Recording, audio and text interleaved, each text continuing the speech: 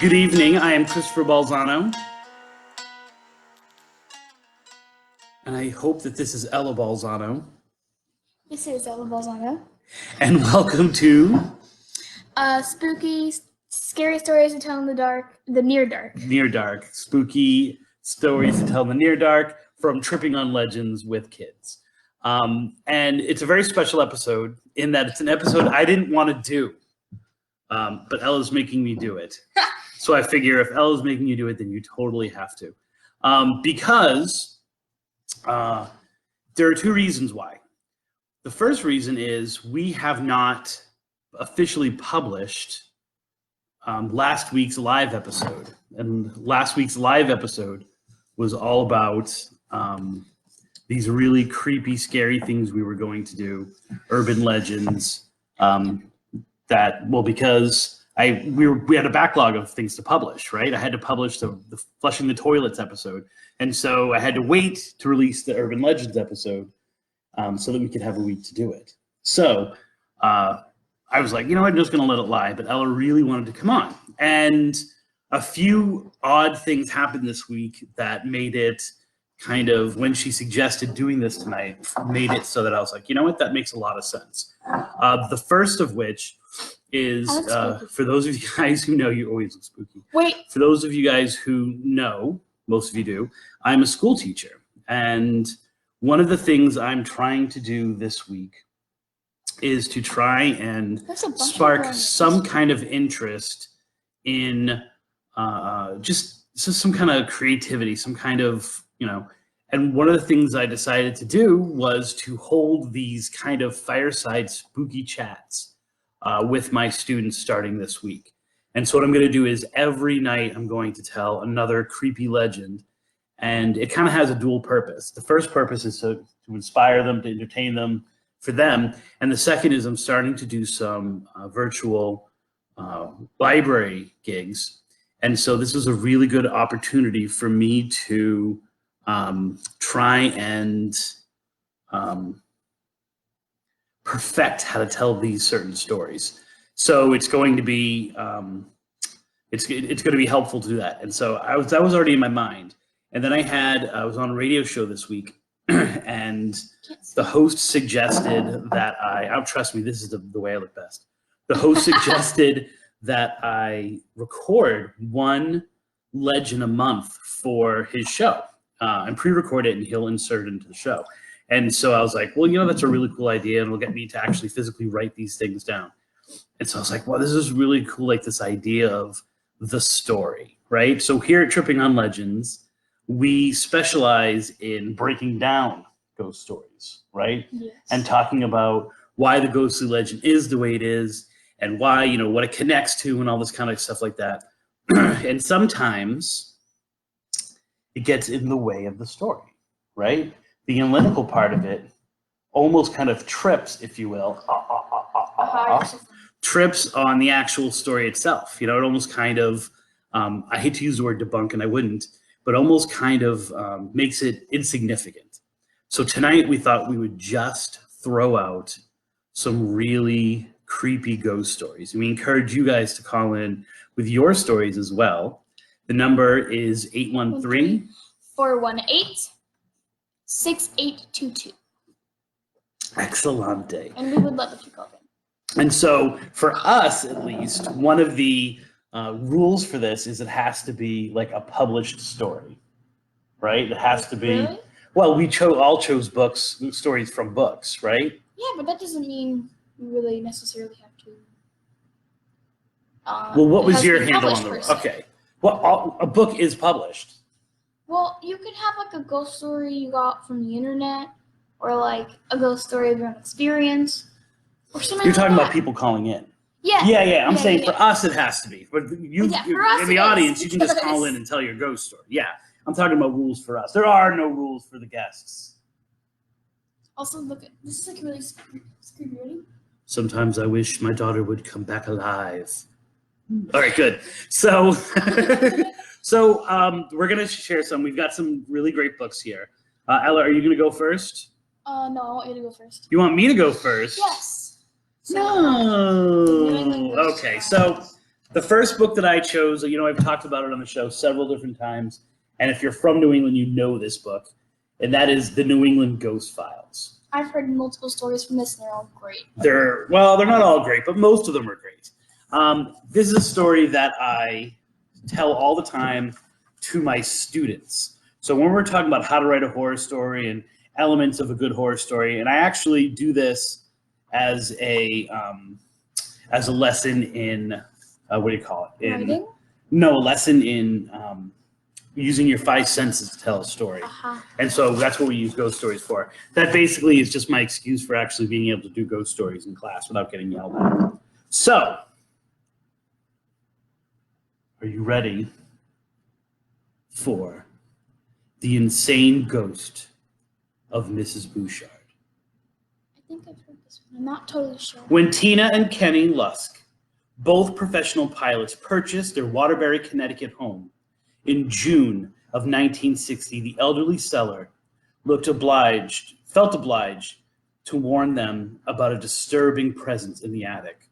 The couple attributed the man's curious remarks to eccentricity and chuckled it off, long before they proceeded to take up residence in the charming Victorian. About a year later, while storing some supplies in the attic, Kenny noticed that an odd old rocking chair left by a previous owner began to frantically rock back and forth by itself. The chair sat in the corner of the attic, and when Kenny approached it, the rocking suddenly stopped. I just kind of shrugged it off at first. I attributed it to a draft passing through and left. 4 weeks later, while preparing to go to bed, the couple began to hear loud thumping noises above their bedroom. The sounds were emanating from the attic. The thumping repeated itself every 3 or 4 nights, but each time he checked the attic, Kenny found nothing that could adequately explain the strange noises. In early August of 1991, the manifestations became more upsetting.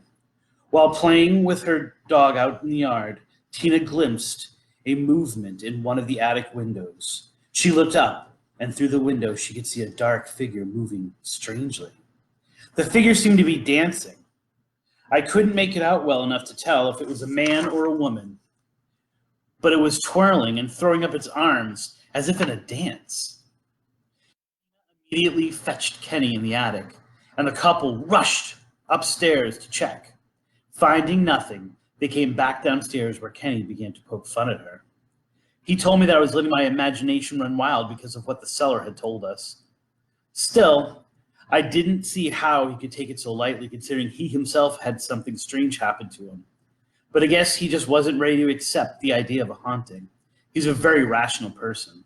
As for me, the figure I had seen in the attic window was very disturbing, although Kenny was able to half convince me that I had probably just seen a moving shadow up in the window, maybe a draft rustling through an old dresser hanging in the attic. 3 months later, while Kenny was away piloting a charter flight, Tina began painting the pantry. Since the painting supplies were stored in the attic, she reluctantly had to go up.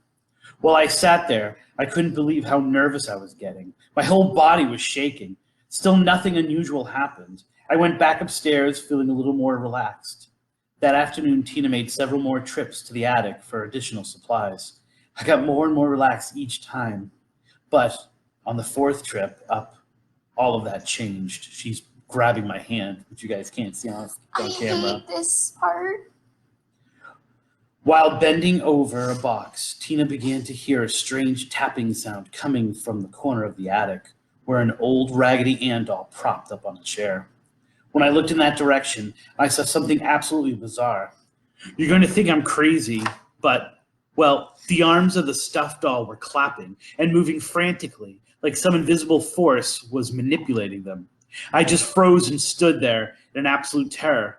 Then, a few moments later, the doll came flying in my direction, like something invisible had picked it up and thrown it at me. At that point, I rushed out of the attic, screaming at the top of my lungs. When I got downstairs, I ran out of the house. Tina spent the rest of the afternoon at the home of a neighbor. When Kenny returned later that evening, she decided to not tell him what had happened, fearing that he might think her crazy. As soon as I went back in the house, I was nervous. Kenny noticed my nervousness and asked me if something was wrong, but I still was hesitant to tell him. The following morning, though, he himself had a strange experience in the attic. Oh, I hate this. After that, he began to agree with me that something was definitely wrong. I went up to the attic to look for model airplane glue. I was rummaging through one of the boxes, when suddenly I saw the strangest thing. I saw, well, an elderly woman slowly crawling across the floor of the attic on her hands and knees. I just stood there, sort of dumbfounded. As she crawled past, she turned her head and grinned at me strangely. And then she proceeded to crawl on all fours towards the attic wall. When she reached the wall, she passed right through it and vanished. And then, for just a few moments, I could hear strange, muffled chuckling coming from inside the wall. It was the most frightening thing I've ever experienced. Kenny had no idea who the apparition was crawling on all fours, though he indicates that the old woman's face looked completely insane. After Kenny's bizarre experience, the couple began to argue about the home. Tina wanted to sell it, but Kenny, hesitant to give up on a home that both he and Tina were very fond of, felt they should try to face their problems. At least that's how Kenny felt at first. My neighbor works at a library and as a consultant to several historical societies. He helped us research the house, and we found out that one of the former residents was an elderly woman named Mrs. Boucher, who went insane and starved herself in the attic in either 1878 or 1879. We were at a loss about what to do. We even talked to our priest about it, but he didn't want to get involved. In the meantime, the ghostly manifestations continued. Nighttime tapping still emanated from the attic. Late at night, an old painting stored in the attic was found inexplicably defaced, and Tina's sister, Catherine, fled the yard in hysterics after seeing an elderly woman staring down at her from one of the attic windows. The couple became increasingly desperate and frightened, and in July of 1992, Kenny and Tina sold the Connecticut home to a businessman from Rhode Island. For reasons known only to him, he was unavailable for this interview. The man quite suddenly moved out of the house and passed it and put it on the market in January of 1993, merely 6 months after moving in. Did he too encounter the insane ghost of Miss Bouchard? At the time of this writing, the house is still on the market. So I have one thing to say, and it's that I rarely get scared by like these ghost experiences. Yeah. But there's two things that make this very creepy. Okay. 2 or 3 things. Hold on a second. That was New England Ghost Files by the late Charles Turek Robinson. And Copy 1 of 3. Continue. these usually take place in like a basement or like something we usually don't have down here in Florida. Uh-huh. But I hate the fact that it takes place in an attic, which is right above us. Right above your room. Right above my room. Right above your room, yeah. And so, you're not going to hear banging in the basement. Although if we heard banging in the basement, that would be even scarier because we don't have one. Please stop. Okay. Please stop. Okay, because like attics and basements, those are like the two parts of the house that scare me the most. But wouldn't it be really weird if we heard something below us where we don't have... Dad, stop. You need to stop. Can I turn the lights She's off? not going to make it through Urban Legends Week, I can tell. Okay. And I usually don't get scared by like the apparition forms. Yeah. But the third encounter question mark? The third encounter with the woman crawling on all fours? I physically can't. Or the doll or the woman crawling on all fours? The woman crawling on our floors. Because imagine you are trying to just like, what was he trying to do? Just sort stuff in the attic? He was getting airplane glue.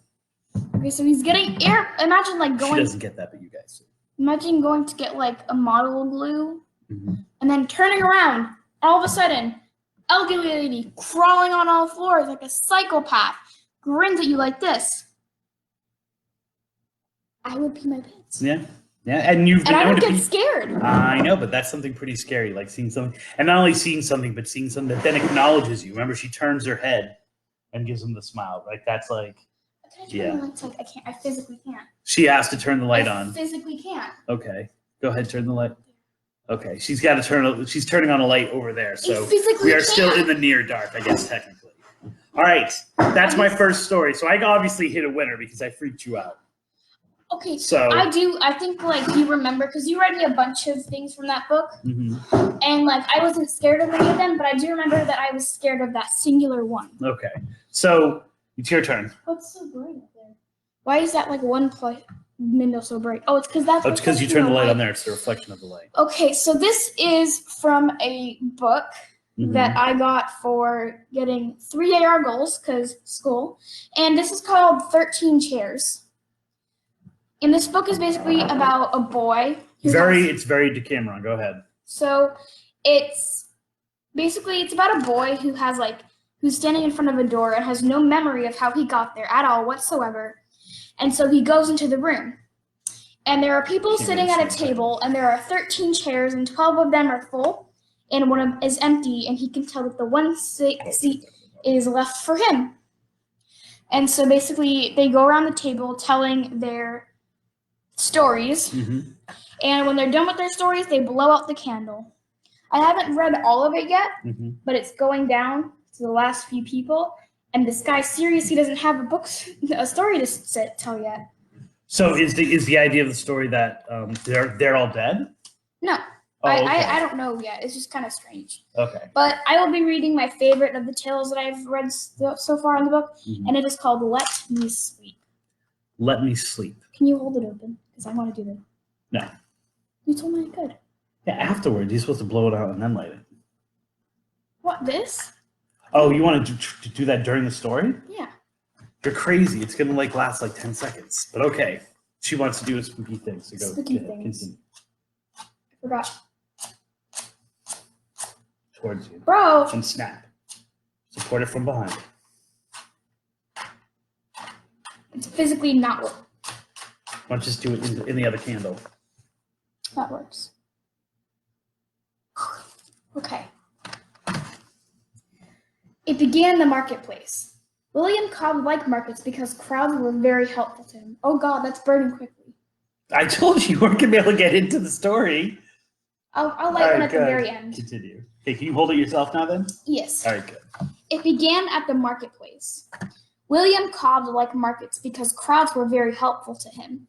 His work was easiest where people were closely gathered, where a little accidental jostling was perfectly usual, and a clumsy collision could quite distract you from the lightest touch of his nimble, slender fingers relieving you of your purse or your watch. You read this story to me.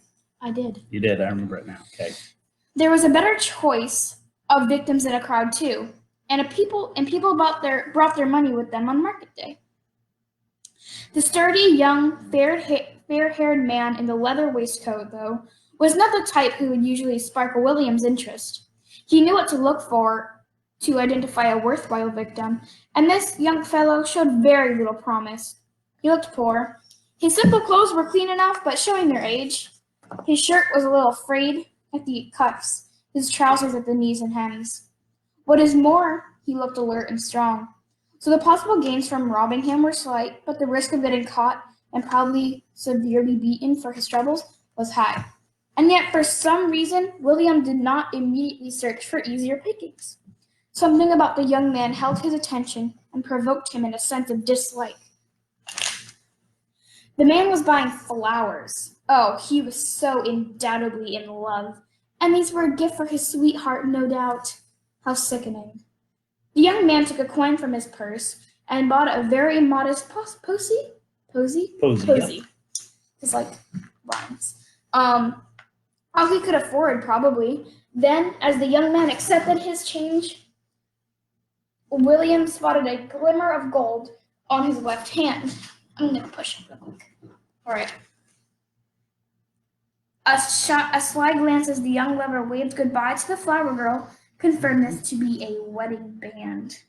The young man strode away, grinning contentedly, and now seemed so unspeakably happy that William felt it a virtual duty to relieve him, or virtual duty to rob him.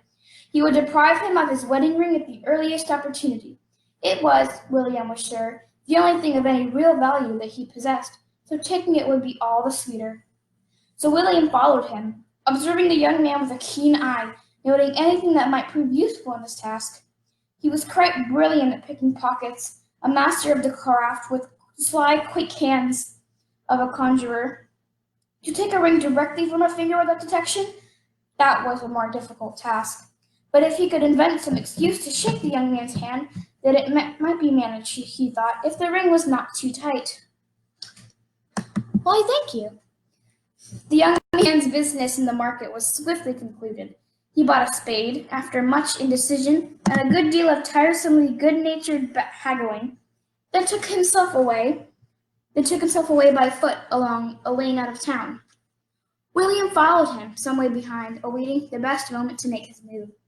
The lane itself was too busy, too full of witnesses, but as it took a turn to loop around the base of a hill, the young man left it to set along a footpath that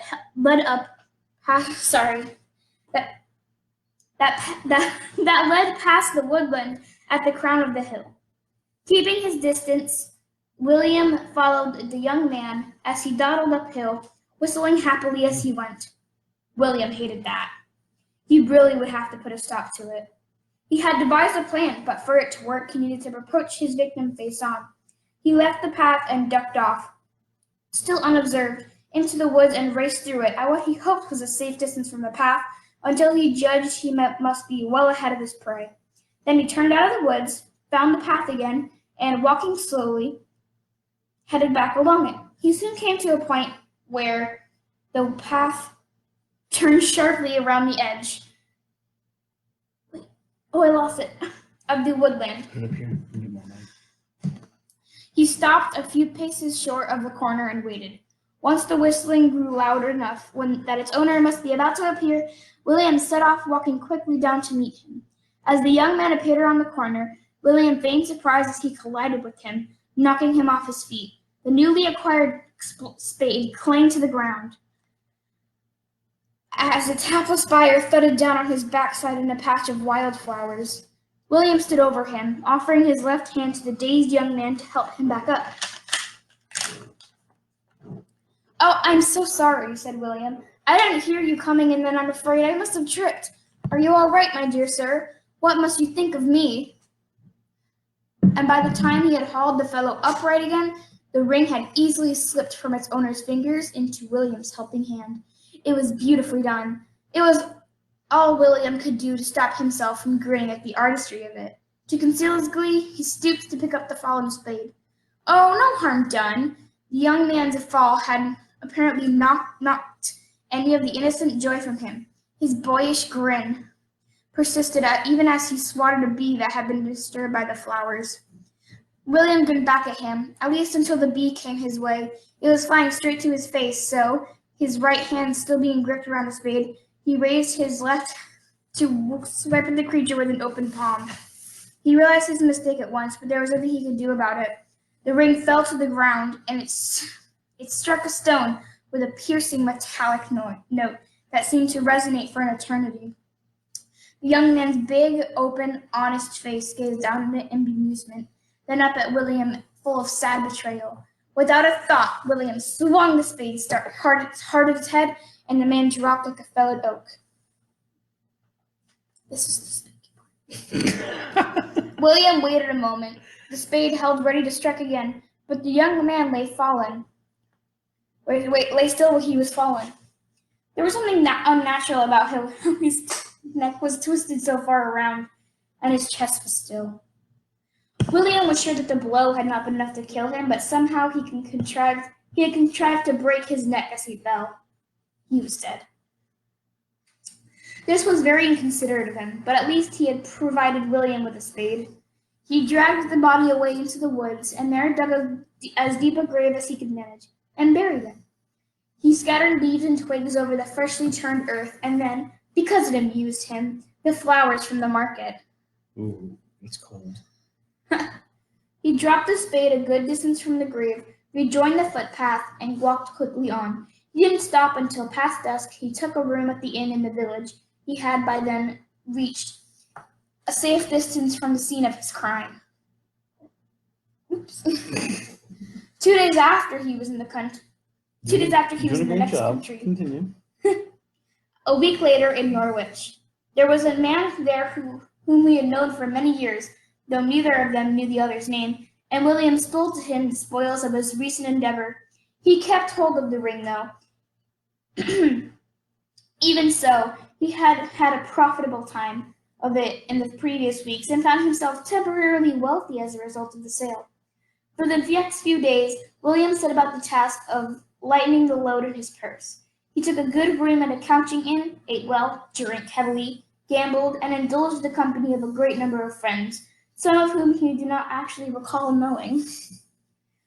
But he didn't especially care. He was having a fine time of it, and the recent brief unpleasantness was altogether forgotten. So much so that one night, back in his lodge, with a full belly and a light head, he happened to pick up the stolen ring, and it took him a moment to remember where it had come from. When he did remember, he felt no remorse. He held the ring up in the candlelight and briefly enjoyed the tiny dance of the reflected flame. It was a fine little trinket. He would get a good price for it when he decided to sell it. Distractedly, he tried it on. It was a good fit, and then he fell asleep in his chair. Keep going. When it came, it was so quiet. It was barely a sound at all, less than a whisper. But William heard the words clearly enough, and thought as well that he felt a whistle of breath against his ear. Give it back. Terror jolted him awake with a sharp cry that blew out his candle and dropped him into darkness. "Who's there?" he cried. He fumbled for matches, spilled most of them, and took 3 attempts to finally strike one. He held it high, trembling and twitching, as he turned 2 full circles on the spot, staring into the dimly revealed room. Finding no one there, he relit the candle and looked again. Nobody. He cursed his foolishness and his dreams and made his way to bed, singing to himself, quite without thinking, a song from his childhood. He lit a second candle from the first, and then climbed into bed and, shivering at a chill that he hadn't previously noticed, drew the blankets up tight and listened attentively to the silence. Satisfied that he was most definitely alone, his grip upon the bedclothes gradually loosened and the tension in his body unwound. He closed his eyes and his thoughts began to dissolve as sleep embraced him. Give it back. The voice was just as quiet and just as clear. William's eyes snapped open, but he was still alone. He trembled and shook. He knew the voice now. It was the voice of a dead man buried in the wood. He tried to convince himself he had been dreaming, but he knew that he hadn't. He took off the ring and shut it away in a drawer, but he did not sleep again that night. He did not hear the voice again, but he could not sleep. Keep going. Sometime before dawn, he rose, dressed, and, without much thought, gathered together his most valuable and most necessary possessions into a satchel and left the house. The ring he left in the drawer. He wanted no part of it now. He walked out to the city limits with no idea where he was going, and when buildings gave way to countryside and farmland, he still carried on and on. He walked at a good pace and without rest or sustenance. Sustenance. That means food. Sustenance through the dawn, through the day, and through the village after village until after dusk, with no idea where he might be, he crept into a barn on some remote farm. He collapsed to the floor and pulled straw around and over him for a blanket. He didn't even notice the hardness of the ground, felt nothing but solitude, gratitude for the opportunity to rest now. His feet ached, the muscles in his legs burned, and he felt drained and hollow. But he was so pleased to be so many miles from his lodgings, away from the ring and the dead man's voice, and exhaustion would surely send him quickly to sleep. Blissful, beautiful sleep. His eyelids fell shut. Give it back. No, how could this be? William screwed his eyes tighter shut and tried to ignore the voice. He wrapped his arms around his head, covering his ears. It made no difference. Give it back! Louder now, more insistent. This was madness. This was imagination. This was the fevered invention of his mind, addled by a lack of sleep and desperate exhaustion. Give it back! William yelled out, but his voice had been silent for over a day, and he was unable to form actual words, his mind too maddened and panicked to form thoughts, to demand them. He could only let out a strange animal sound of profound anguish. That one. Okay, then the tears came, and he did not hear the voice anymore, only his own racking sobs, and he lay there, weeping like a child until morning. Then he staggered to his feet, and he walked on. Okay. William kept walking for 2 more days, but all the distance he put between himself and the ring made no difference. He could not escape the whispering voice, and despite a weariness far beyond any he had ever known before, he still could not rest. The voice, or just the thought of his voice, held him back from the brink of sleep, denying him the thing he most craved. He was so tired, so utterly ragged and broken, that it was now a kind of madness. His thoughts were small, angry things that flitted and lurched and tumbled and fought each other in his head, and though he could not sleep, he began at times to think that he was dreaming. He was dreaming. All that he saw seemed unreal, distorted, and terrifying. People were the worst, so he avoided all human contact, but still he was never truly alone. Every step was full of pain, and his muscles seemed to have worn away, and his limbs had grown heavy and clumsy. He felt as if he didn't know how his body worked anymore, and the thought he could hold on to, the one constant like a screaming hunger beyond any hunger he had ever known, was his desperate need to rest, to sleep, and to stop. On that third night, hunched up at the foot of a tree, shaking with madness, he pleaded with the dead man, crying out into the night, "Let me sleep, for the love of God! Please let me sleep!" And the voice replied, "Give it back. Give it back and let me sleep." William, blank-faced, gave a weary nod. He rose unsteadily to his feet and began to walk back the way he'd come. Standing at the open drawer, William looked down at the ring. He felt nothing. He reached down, picked it up, and placed it on the same finger as before. Then he went out and paid all the money he still had for one further coach journey. It was a long trip, and William stared out the window for all the hours that it took. The chaos in his head fractionally tamed by his new sense of purpose, his glimmer of hope. In the woods on the hill, it took some time to find the spade again, but then he returned to the grave as if led to it. The remains of the flowers confirmed that this was the place. He noticed the sickly sweet smell of their decay as he started to dig. The ground was mercifully soft. He had no strength left in his weary limbs, but a desperate will still somehow moved them, and slowly he progressed down into the earth. His body ached, but he did not notice. Tears fell from his eyes, but he did not know it. His breath rasped in time with the rhythm of his work. When he reasoned that he was deep enough, he knelt down at the bottom of the hole and scraped at the earth with his hands. Quickly he found cloth, the upper part of a shirt sleeve. He scrambled at the soil, feverishly scratching earth away to reveal an arm, a hand. He held it for a moment, looked down at its hands, blackened by the earth, clasped as if strangely praying. Oh God, I hate this part. Let's read. Around. Wait. When he pulled the ring from his finger, it left a clean pink circle of flesh amid the earth-stained skin. He lifted the dead man's hand, parted the ring finger from the others, so that means he has to rip it apart, and slid the ring onto it. Then for a moment he knelt there, still holding the dead man's hand, and he closed his eyes expectantly and listened to his own breathing. There was no other sound. It was beautiful. William laid the dead man's hand back by the side of his body, then filled his own lungs with the sweet woodland air. He opened his eyes again as if waking to a new day. He might have smiled if he had the strength. It was over. But when he tried to rise to his feet, he found that he could not, and it was not fatigue that prevented him. The dead man's hand was closed around his own, holding him down. He pulled against it wearily, but it only pulled back with greater determination. He toppled forward, his face landing against soil beneath which the dead man's face must have lain. He knew he could struggle, but his slow brain was failing to tell his body how. And then he felt the embrace of another bony arm thrown across his back, holding him down with a surprising force. Then the other hand released its grip, reached above him, and began to claw at the dirt, bringing clods of it down onto his back.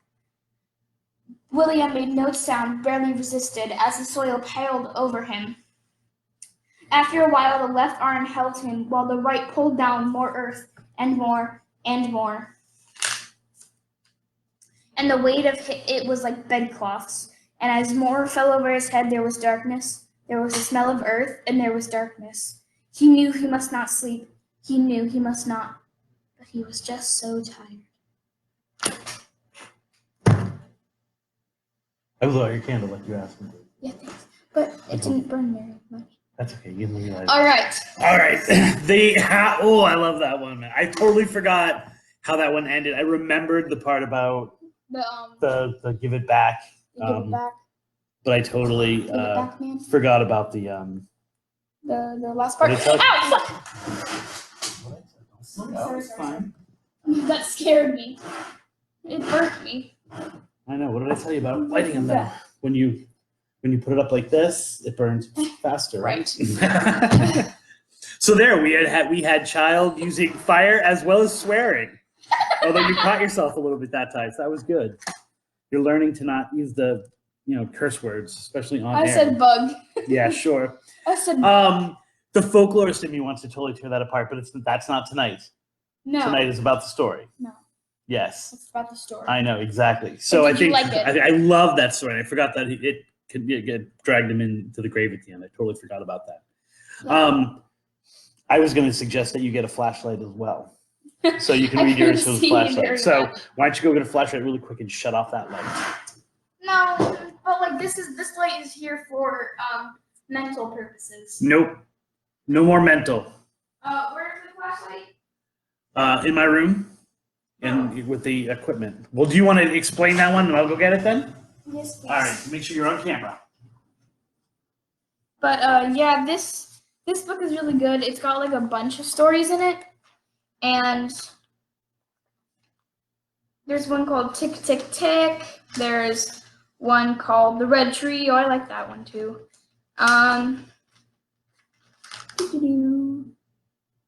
And then there's The Wrong Side of the Road. That one's about a car crash. That one's cool too. But if you also go to the number right there, or the 813-418-6822, if you want to dial in your spooky story, it's in the comments.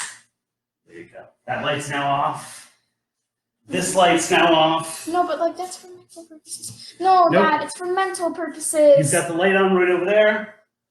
You've got this, so They you can't can really read with see them. me. Ah! That's spooky. Why is it flashing like that? Okay. All right. That one was pretty good. I enjoyed that one. I know you did. So this next one is by famed author, I can't remember his name, something Balzano. And I don't know if this has ever been published. I don't know if it's ever been published in How a do I turn book. it on? Little button right down here. Oh, But don't turn on while I'm reading, okay? I don't know whether this one is ever. I literally just. I'm just trying it. Okay. But I know that it's been put out there, and I'll actually repost it for this. I know Kristen Good has done a version of this story as well. But this comes from Newburyport, Massachusetts, and it's called The Haunted Schoolhouse. The volunteer at the Newburyport Library was sure the case had been a hoax. Older people in town knew of the haunted house or knew the old story of the dead children, the class tortured for months by the odd winds, the voices, and the floating arm.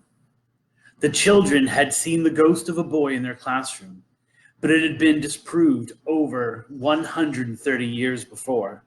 The case had been closed and the hoaxer had become infamous. But there was still lingering doubt. In 1873, a 20-cent book was published entitled Exposé of Newburyport Eccentricities, Witches, and Witchcraft by someone calling himself only H.P. The small pamphlet included a story about the ghost of a murdered boy who had come to haunt the children of the school, and after its publication, the well-known haunt became an open and closed case. The truth, however, tells a slightly different story, and sometimes proving a fraud means having to ask more questions. By 1872, the Charles Street Schoolhouse had become a black spot of sorts for the community of Newburyport. The building was falling apart and should have been remodeled decades earlier. The heating system was ancient and the floors creaked when students thought about moving. The drab color stuck out against a changing neighborhood, and most wished it would be torn down.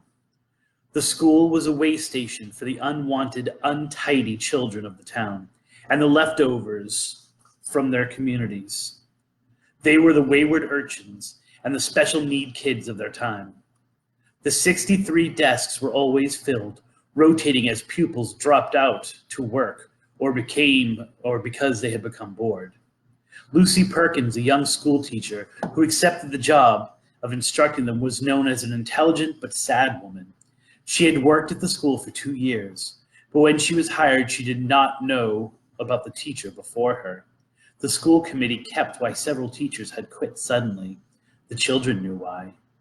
The enemy to their public peace was supposed to be, there's a quote from it, the enemy of their public peace was supposed to be in the air, invisible, intangible, irregular, but certain in its visits and positive in its disturbances. The schoolhouse was haunted. In about 1680, a child had committed some horrible act in school and had been given the appropriate behavior. He was severely beaten and locked in the basement of the building.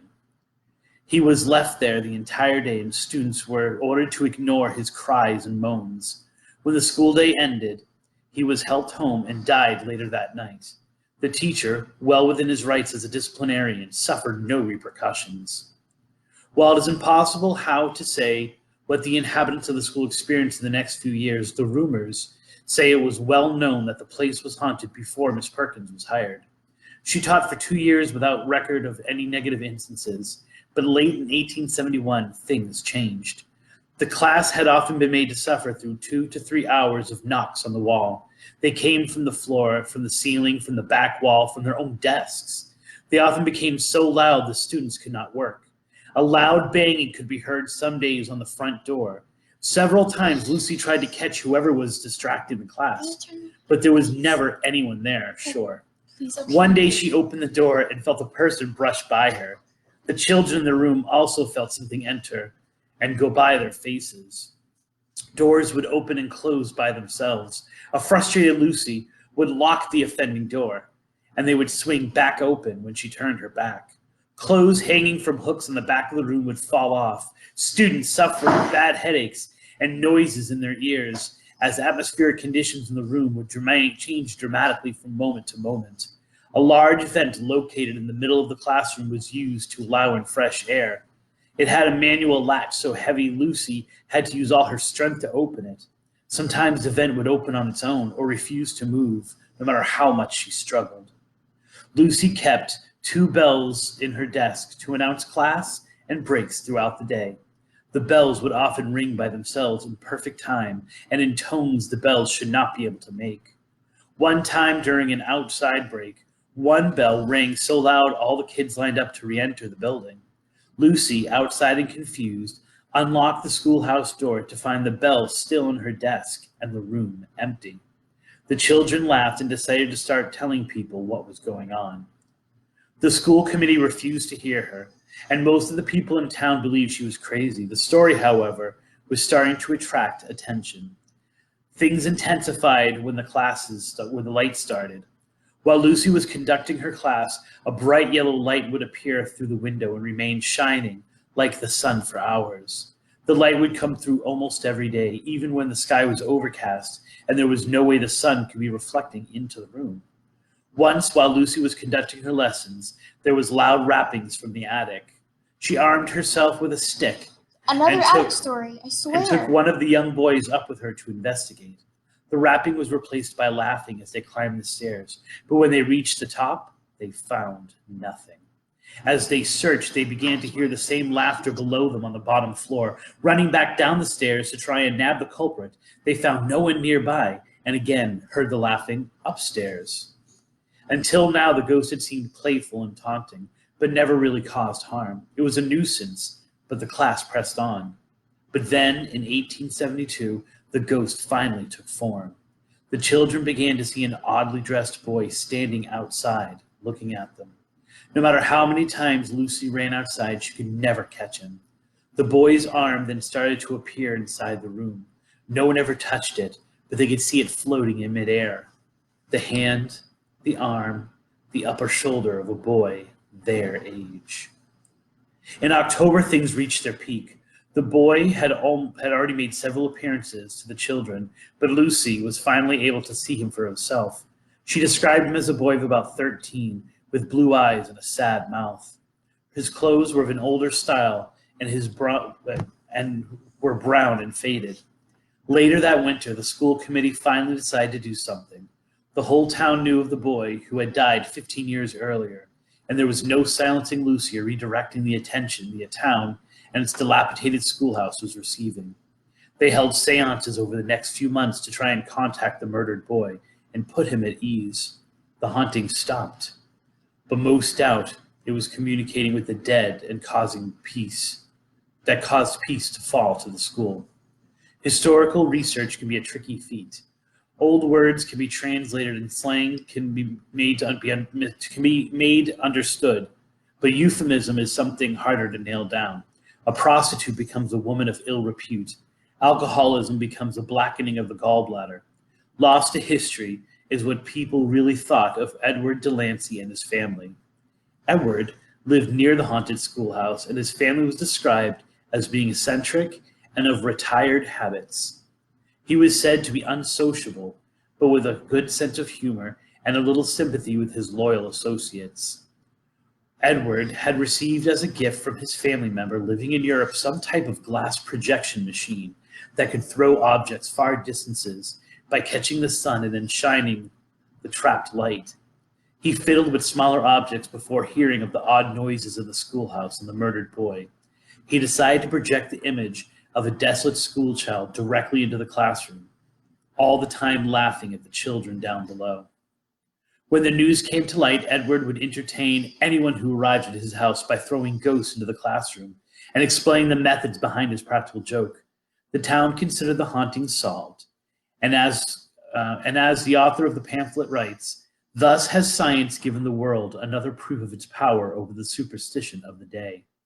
Nothing is said of what happened to the children or sad Lucy, but the case was lost in a locked file cabinet in the Newburyport Library. The school is now a private residence, and the latest owners report no loud noises, no odd laughter, and no arm of a murdered boy hovering in their dining room. Questions still remain, however, and while Edward's antics explain the most intense aspect of the haunting, they do not clarify all that happened in the schoolhouse. While the atmosphere of the old building could have easily activated the imaginations of the more undesirable students of the town, there was still Lucy Perkins and other teachers who had quit the post. There was no way Edward could have faked all of the hauntings, and never admitted to ever going near the school. Rather, the legend of the ghost and the murdered boy already existed and acted as his inspiration. Someone must have been outside pounding on the wall when they heard it. But what about the laughter in the attic? The mysterious bells that rang behind locked doors? What happened in the schoolhouse will never be fully explained. Since the first unexplained cold spot, the town swept things under the rug and kept the truth locked inside the building. People of the time did not want to face what might have been left behind by a boy beaten and left to die, but the story remains. The school was once described as dismal as best, and if built by the spectral loving fraternity themselves for the special accommodations, it could not answer their purpose better. But the schoolhouse was more than just a prop or the backdrop of a story of tragedy. And if the tragedy never rests, the murdered boy of Charles Street School may never fully find peace. Okay, I can't. Yeah, that was hilarious. You tried to blow those out. Wow, the name of that book that it was from, it's still like a little, it's honestly like 10 pages or something like that. Let me find it again for you. Is The Expose of Newburyport Eccentricities, Witches and Witchcraft. So that was an old book. I found that I was going to Newburyport to look at another haunting. And I asked the librarian, this is a long, long time ago, way before you were born. I asked the librarian if there was anything else that she knew of. And she pulled out this drawer of weird, stories. And that was the creepiest of it. Like I said, I think that's been posted a few times. But I'm going to totally repost it. That was a good story, huh? Yeah. That was some good writing in there. That was... Can you give me one compliment for the writing? Is that Great too job. hard? Thank you. I was reading that and I forgot it was me that wrote it. the one the young lady was reading. This one is called 13 Chairs. It's by Dave Shelton. 13 Chairs by Dave Shelton. And it's a young adult novel, right? It's like Yes, a young adult it's a young book. adult novel. But it's still pretty scary. I mean, that was like, yeah. How That many was AR points on that? I don't know, to be honest with you. Then why do you read if not for AR points? Because reading's I'm fun. kidding. I know I'm kidding. Wow, we've already gone almost an hour. Do you want to do one more story for you? I want somebody to call in, but nobody's calling in. I know. Pick one of your stories. You gonna do something from Scary Stories to Tell in the Dark, or do you want to? No, I might do something from Fearsome Creatures. Really? That's the weakest of the books that are over there. Bro, I like this book. All right, tell them the story of that book, because that book is actually has an interesting backstory to it. So, this one time I was looking up like spooky story thingies, because I was bored and I had Overdrive for Lee County Schools. So I was on Overdrive and I was looking at these weird spooky things, and I found this book, but it was online. This book is called Fearsome Creatures of the Lumberwoods, and it's by Hal Johnson. And basically, it is 16, I believe. 16 tales of 1, 2, 3, 4, 5. You count those. It's a whole bunch of stories. It's just a whole bunch of stories about That's not the all story. these That's not the cryptids. interesting All part. these cryptids. Yeah. So I was talking to Dad about it one day last year, You December. came running into my 2019. room, I think, or maybe you had texted even. No, you were with Nana. Okay. And so basically, it was December 2019, and we were driving back from Perkins to her house. Do you remember when we went for that like midnight Perkins drive? run? Oh my word! For those of you guys who don't know, Perkins is like an IHOP, but it's like Southern. And we went there because I picked up my parents very late, and it was like the worst Perkins visit ever. Perkins is amazing. This was not a good Perkins visit. This was not a good Perkins visit. But basically, we were driving back from the Perkins. I was like, "Hey, Dad, have you ever heard of this really cool book called Fearsome Creatures of Lumberwoods?" He was like, "I have that book in my." Let's go. Oh Lord. Okay. In my book, and he was like, "I have this book in my bookshelf. You can have it if you want. I don't want it." And I was like, "Cool, sweet," because I really like this book. And so, You're even in the telling of you're supposed to make the story like. I don't know. I became obsessed. I had to read this book, and I went to my dad, and my dad said, "I have that book already." Like you have to make it dramatic. Like it's a random book that I got. I got this book for free, right? I was at a conference. And they were like, "Oh, just fill out this little form about a survey about education, and you could pick out any book." And I'm like, "All right." And I just filled it out because I would want to talk to the girl and everything. And I was looking, I'm like, "Oh wow, here's a really cool. It's like Fearsome Creatures of the Lumberwoods. That's cool." And I just put it on my shelf. It was really cool. I read through some of it like that day and everything like that. But pretty much it just was collecting dust. And then all of a sudden, like hashtag follow the signs. But I'm going to let you choose one of the stories. You're gonna let me choose? Yes, because No, that's not what we're supposed to do. You're supposed to choose your own story. Now you're freaking me out. Which one's your favorite? I like the. I don't remember them well enough to know which one was But that's good. the whole point. You can do Snolligoster, Leprechaun, Wappaloozie, Squonk. All right. I am going to say. And Bildad. I like Bildads. Or Rope Rights. You know what a Rope Right is. I want you to do this one right here. Which number one? 10. Number 10, the Wappaloozie? Yeah. Okay. All right. You can use your flashlight too if you want to read from it. Great. So this one is not the fiercest creature, but it is single-handedly responsible for 73 deaths. All right. Where is? Wait. So is this a real cryptid book, or is this? I really don't know. I just find it. You should probably get closer too, so that the camera can see you. Otherwise, you're just a voice in the dark. Voice in the dark. Okay. You're gonna be able to see me when you do That's this. okay. All right. Okay. Let me make this smaller. All right. Harmless and adorable, the Wappaloozie scarcely appears deserving of the name Fearsome Creature, and yet this rodent is indirectly responsible for the Hookwam murder, a massacre of 1993, the worst disaster in the history of the state of Washington since the injury of Gavrilo Princip. Now, I'm not sure this actually happened, but the Wappaloozie feeds exclusively on the canopy fungus that grows at or near the tops of the trees in its native habitat. What are you doing? What are you doing? You popped the top of. Oh, what? Oh, thank you. What did you do? Oh. Okay. The Wappaloozie. Okay.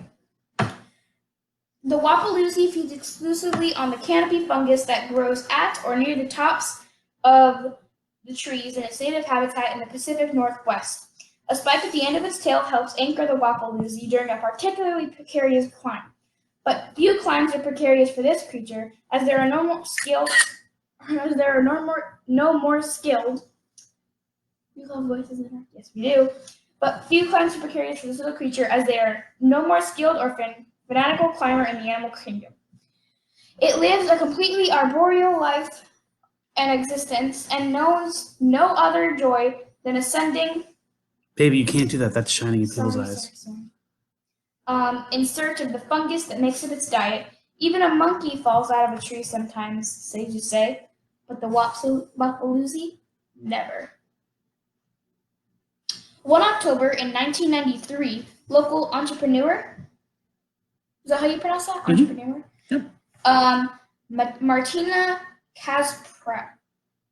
Martina, we're just going to call her Martina. Yeah, that's good. Found a Wappaloozie feeding high in her backyard. Martina felt protected by canopy fungus due to an old but unforgotten schoolgirl crush. With birdshot, she gunned the Wappaloozie down, not wanting to let its carcass go to waste, but well aware that Wappaloozie flesh is too sour to eat. Martina, on a whim, skinned it. Its hide was velvety and soft, and she had one of the local taxidermist tailors fashion it into a pair of gloves. You may not know about the history and fashion of gloves, but refined persons always have a pair on hand, ready to slap boorish passerbys and call them to a duel. Martina's gloves were of such high quality that she could have challenged the king of Denmark to a duel, or the monarch of any other country of equal or lesser size. They were also warm and waterproof. Their only drawback, she noted, was that she couldn't wear them when she was hunting because they were too thick to fit into her shotgun's trigger guard. Martina was, as I have said, an entrepreneur, and she smelled a profit. One crisp October afternoon, she headed out into a nearby Lumberwoods, a shotgun cradling her arm. Before evening fell, she scored a sack of Wappaloozum, the correct plural, which is the correct. Wappaloozum is the plural for Wappaloozie. Got it. Oh, Jesus.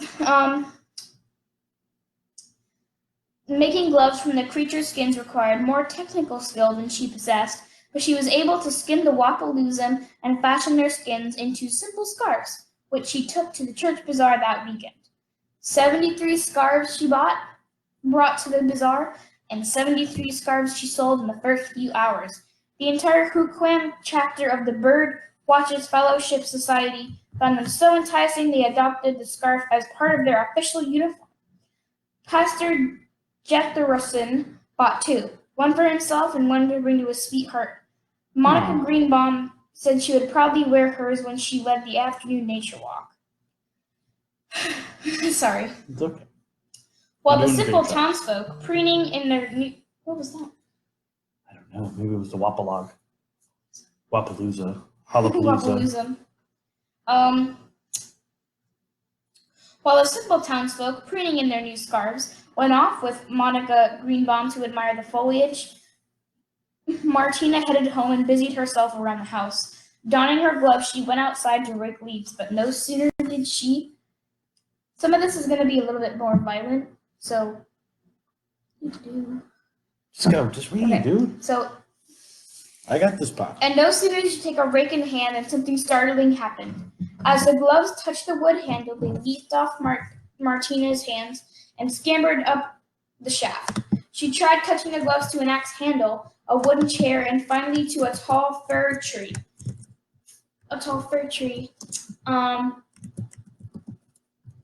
Sorry. Each time the gloves would wriggle and inch their way up the wood. At the final test, they disappeared up the wood. At the final test, they disappeared up the side of the tree, climbing their way into the high red leaves. Martina was utterly charmed. She wondered if the scarves she had sold would work the same way. And then a shadow passed over her face. Okay, so from now on, if you are very sensitive to hanging, I suggest closing your ears until... Enough of the commentary. Just let it roll. Yeah. It was just a suspicion, but she drove back to the woods beside the church. She called out, softly at first, the Bird Watchers Fellowship Society. She called out for the kind neighbors who had bought her scarves.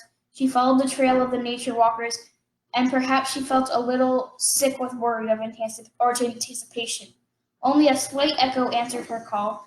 A slight echo and the distant sound of creaking. The first person she caught up with was, predictably enough, Stumpy Monacero. He was hanging from a tree, still wearing his Wapaloozie scarf tied tight around his neck. One end of the scarf was trying to inch its way up the tree, though Stumpy's weight kept it from making much progress. The efforts of his scarf had hanged him as surely as a thief at the gallows. His body swung back and forth, creaking. A few steps more, and Martina saw the whole lot of them, strangled, dangling from the trees like Christmas ornaments. Oh, so the chubby kid got it first? He caught the chubby kid first? Okay. Their scarves vainly attempting to ascend the trunks. The lighter among them were high up and almost out of sight, the heavier barely off the ground. 43 people, including the entire Huquam chapter of the Bird Watchers Fellowship Society, died in those woods. 7 more of the 73 were hanged that day in separate incidents before the word got around. That's crazy. I like that one. That was spooky. And that's just like one of the books. That's just one of the stories. That's just one of the stories. I like that book. I like that book a lot. So, we did have someone who said they were going to call in, who can feel free to call in. The number is posted right there. The number is 813-418-6822. So we'll give you a moment to do it. Like, I love when a cryptid story or something like that has like a specific story attached to it. So it's not just like, oh no, Bigfoot roams around these worlds. This is like that whole book. But it's got a creepy story attached to it. You know? All of them in there have like a creepy story attached to them, actually. You're gonna have to share some more of those. I thought that book was really cool because the drawings in it and stuff like that. So you already know a lot about the rope, right? Oh, here is we go. That them? Here we go. Yay. We've got a call coming, a local call. Sorry. Terry, how are you tonight? Hi. Good. How are you? Excellent, excellent. Is this the first time you've ever actually talked? Yeah, we've texted before, but we haven't talked on the phone, I don't think. This is I don't think. crazy. I can't remember. You are Okay. you are a Charlotte County resident, but you were not born and raised in Florida. Where were you born and raised? Massachusetts. And specifically, where in Massachusetts? Just outside of Bridgewater in Halifax. I don't believe that Halifax, well, it might have some parts in the triangle, but I think it's not in the triangle. Well, you know what? We always say that the triangle ebbs and flows. So we're gonna consider wherever you were. But you have a triangle story for us? Yeah, we were, I think I was probably about 20, 21, and we were like being irresponsible, and we had gone down to the prison. So I went to school at Bridgewater and Bridgewater State. So I knew all about like the back roads and like the creepy areas of Bridgewater. And we drove down to like a couple abandoned houses by the prison, and we went inside one of the houses. I don't know what, I feel like everyone was trying to scare me, right? Please can hear me okay. I'm on Yeah. Oh no, we can hear you. Cut out. Okay. So we went into one of the houses and we were just looking around. There was like broken blinds and just like they're abandoned. So they were like, you know, there was nothing in them. And somebody went upstairs and I was following my friend Rob, and he went into like a kitchen area, and then like I think he opened a closet or something, and he freaked out, right? He screamed, right? And I'm like, holy shit. Ooh, pardon my language. Don't worry about it. So I ran, and everybody else runs. Everyone that was upstairs heard us scream, so they start running down the stairs. So we ran outside, and we went to go get into it. I think there were two different cars, and Rob had 3 scratches on his arm, right? Like 3 big scratches. I was like, dude, what the heck? And he was like, he didn't really say much other than there was somebody in there, and it grabbed my arm. So we got in the car and we drove home, and it was so creepy the whole way home too. It was like, I kept looking down at my heater and going, who keeps touching the vent? Like I kept having to put it back to heat, like it was moving on its own. So then after we had left that area and then we were driving home and that happened, I went home and went to bed and like forgot about it after like so many years. But last year I texted him on Messenger and I said, hey, I always wanted to ask you if you were just messing with me. You know, I thought maybe he scratched himself like on purpose. Yeah. Like it was like, I think it was me. I think I was the only female, and it was like me and like 3 other guys. And we had gone to check out the creepy house.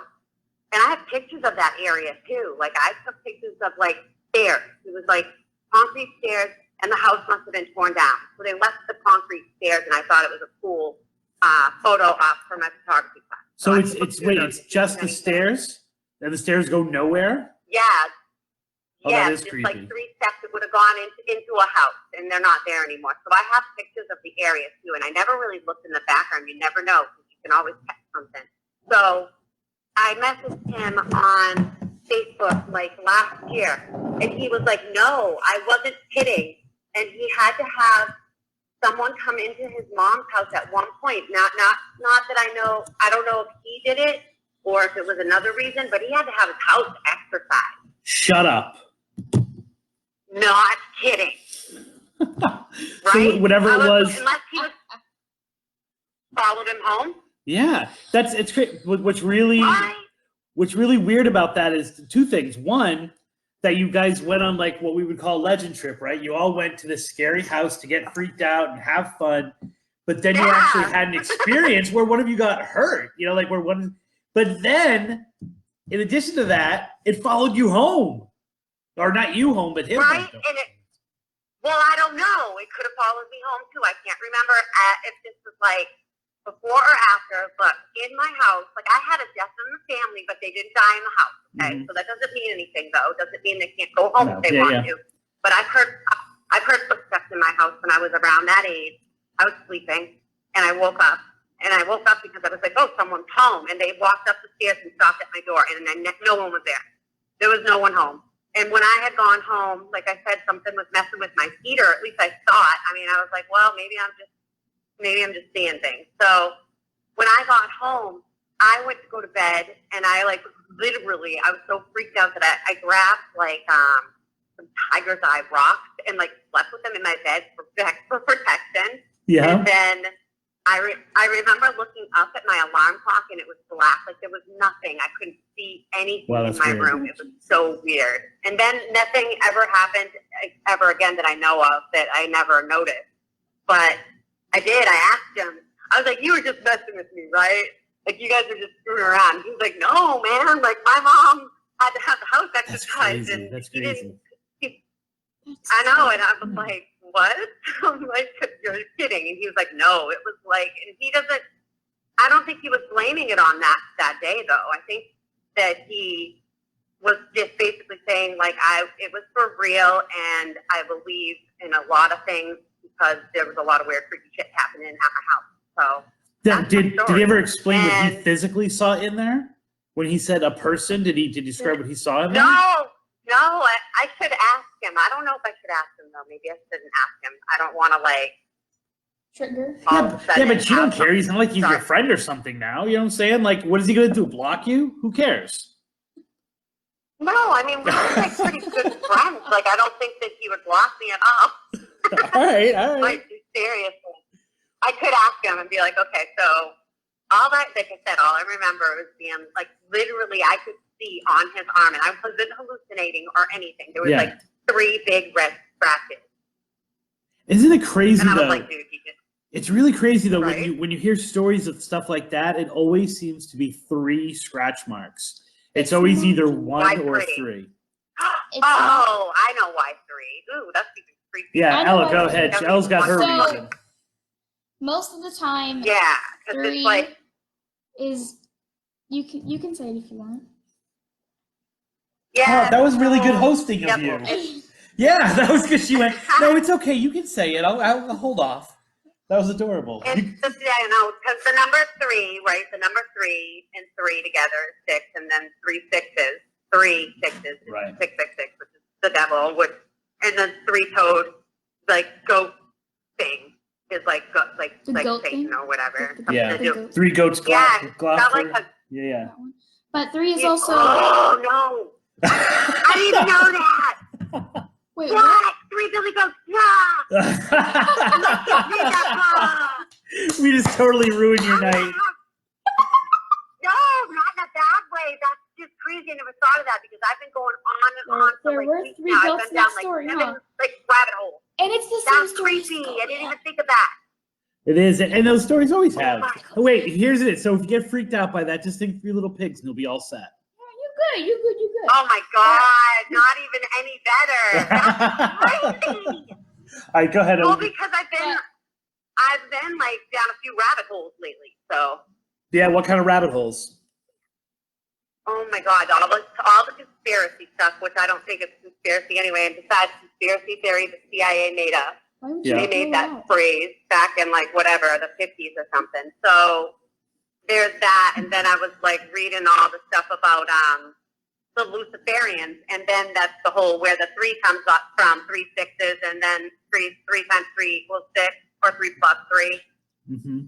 Is your hand wait, my daughter has her hand raised like we're in school. She's so used to distance virtual learning now. She has her hand up like we're in a Zoom meeting.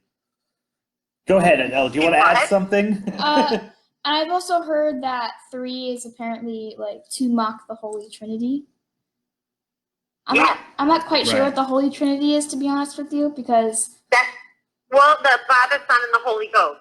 The Father, the Son, the Holy Ghost. The Father, the the Son, and the Holy cross, Ghost. the sign of the cross. But oh my gosh, right? Okay. Wait. What? And that's what, the 3 candles? What? No, it's just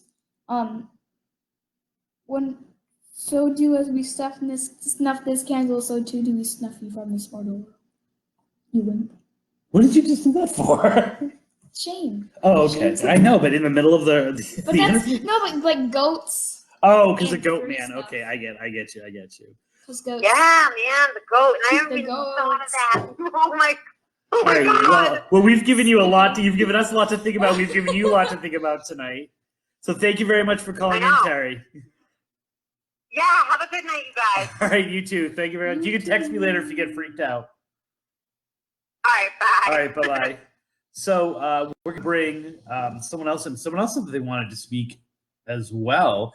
But we also have another special guest, too. So we'll see if Colleen's going to call in. And while we're waiting for Colleen to call in, we've got a special guest. Oh, Jesus. And we're going to have Ella get out of the chair. I don't want to, though. I cannot put you two together. I don't want his stinky So boy stuff. here is, Deb, you come right sit right here with me then.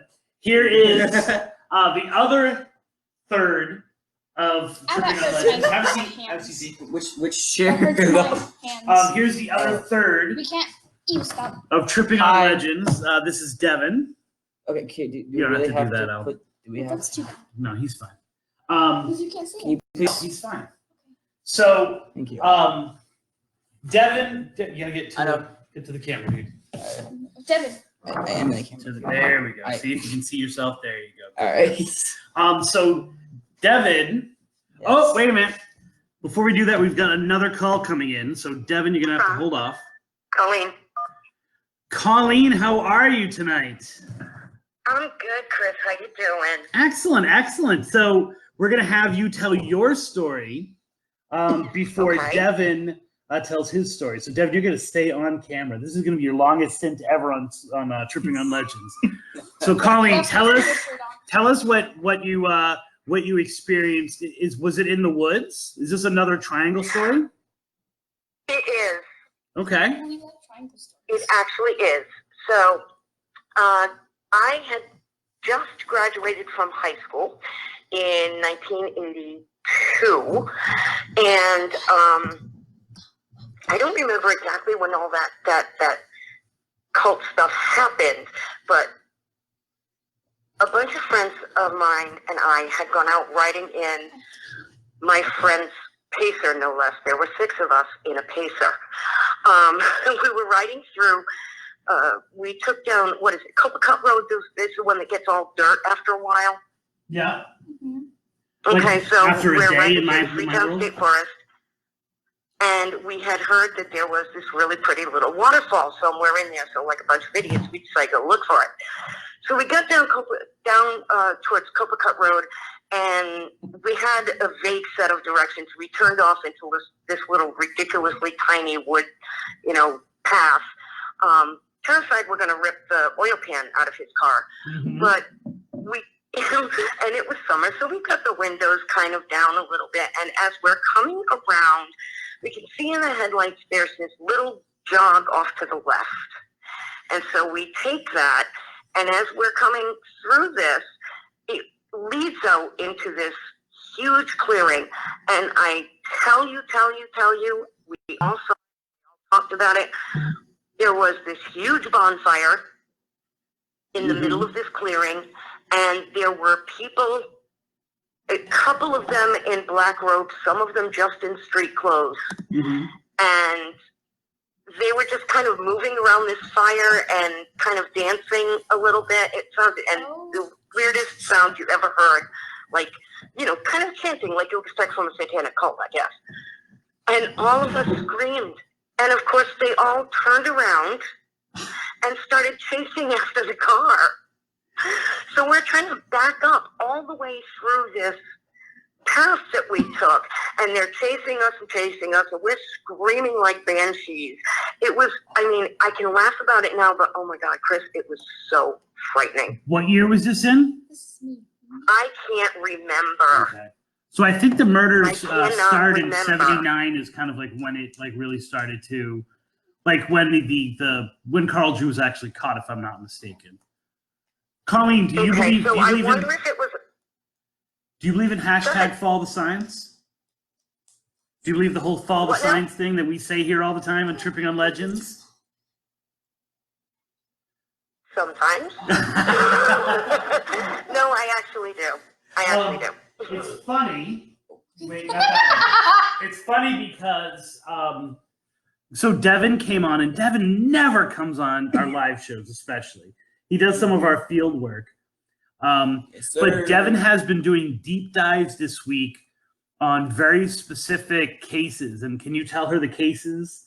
Like the details of the cases of what you've been studying all week? So it was this YouTube channel called Sam and Colby, and they go around and they explore a bunch of places. And they went to this enchanted forest where this man. It was nowhere near here. This is not, Way not even close to here. And they were with their friends, and they heard people screaming. They may or may not have accidentally walked in on a cult happening. They found a girl's glasses, stuff that they put in their hair, and they heard screams. Oh, wow. So to summarize, he has been obsessed all week with going someplace spooky and accidentally coming in contact with a cult. It was frightening. And so it's really it's so scary at the time. interesting that he comes out here and the story you have is that exact one. It's quite funny and quite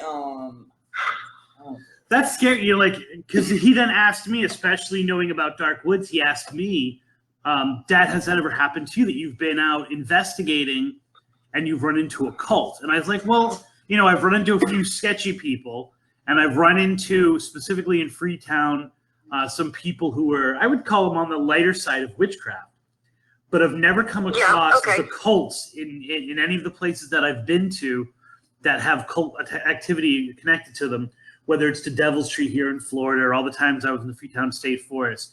And he said, right. How would you react? And I'm like, I would freak out. I would freak out because you have to fear the living more than you have to fear the dead, Mm-hmm. And yeah, we did. We did. We screamed and screamed and screamed all the way out of the forest. That is hilarious. And the funny thing is you think that, when you talk about it, especially being from that area, you talk about it and you think, all right, Al, that's good.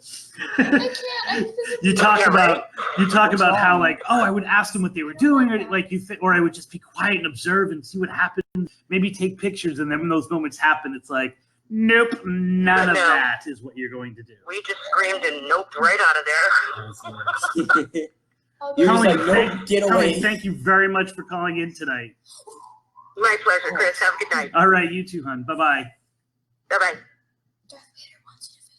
Darth Vader wants to do. Yes. So, Dev, Yeah. I think, did you tell this story when we were doing the haunted holiday or haunted road trip? Did you tell this story? I think I did. I don't remember. Okay. But you want to tell the story again because this is your favorite creepy story. I hate this story. It's really But weird. get off camera and let me get on. All right, yeah, come on. If you don't want to hear it, then I want to. I'm just gonna go to the bathroom. Okay, you she's go to gotta the go to the bathroom. back. All right, go She's ahead. gotta go pee. You can take this seat, and I'll take this No, one. no, my chair. Don't worry, you can get it back This is when my I'm done with my host's chair story. anyway. All right. So Dev wants to tell one himself because he kind of heard that we were having fun out here, and so he wanted to. And now we've completely lost the flames of these. Did Ella blow this one out? I think she did. Honestly. Okay. Well, So- we can totally redo it. Beautiful. So you've got your power here, Mm-hmm. Yes, sir. and I've got this one here. And so why don't you tell everyone here in the audience the story that you're really kind of obsessed with? This is something you actually have brought this up 2 or 3 times this week even. So we know you totally have to. We have to go to this place. So continue. Tell us your story. So, this story True story. is of one of the world's best and greatest guitar players of all time, Duane Allman. And what happened was, unfortunately, in 1971, he was said to have passed away, but there's a weird legend behind his passing. Mm-hmm. The legend is that in 1970, on October 29th, 1970, Duane Allman overdosed on heroin. And after going to the hospital, he wasn't responding, and Barry Oakley and Dickie Betts are sitting there like, please, come on.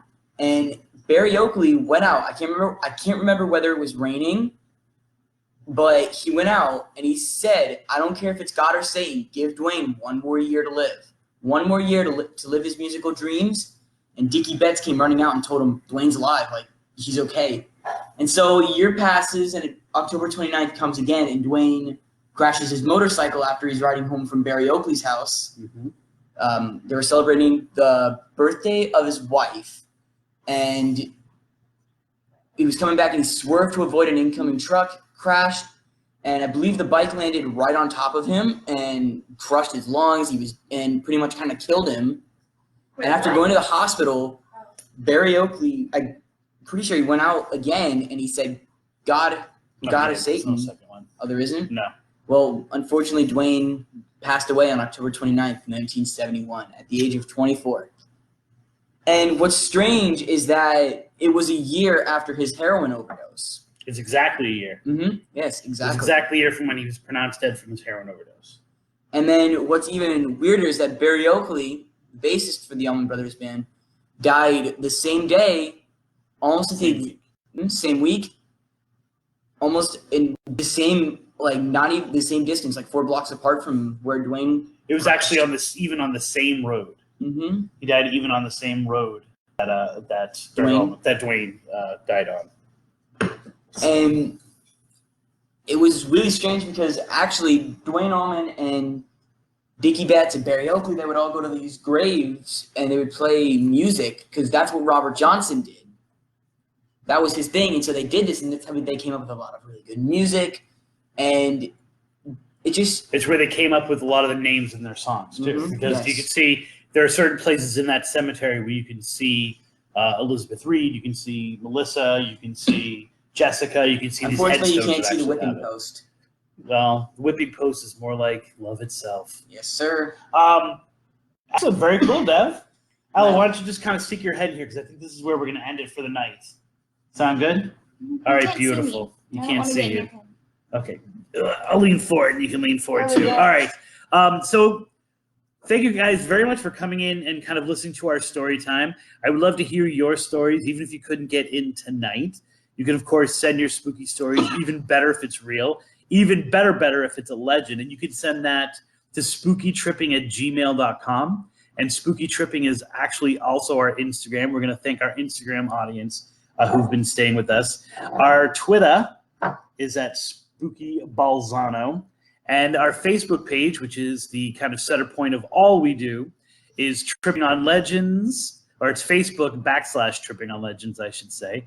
And then, of course, we've got the website, which is trippingonlegends.wordpress.com.